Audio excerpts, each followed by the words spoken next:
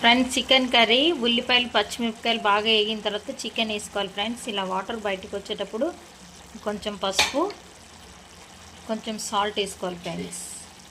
కొద్దిసేపు ఉడికించుకోవాలి. కొంచెం వాటర్ పోయాక అల్లం వెల్లుల్లి పేస్ట్, కొంచెం ధనియా పొడి, కొంచెం కారం వేసుకోవాలి ఫ్రెండ్స్. మంచిగా కలుపుకోవాలి.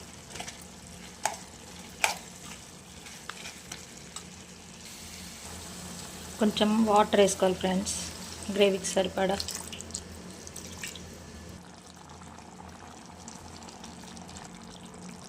కొంచెం చికెన్ మసాలా వేసుకోవాలి friends. Chicken curry is ready. Enjoy. Bye friends. Subscribe. నచ్చితే మీరు ట్రై చేయండి ఫ్రెండ్స్.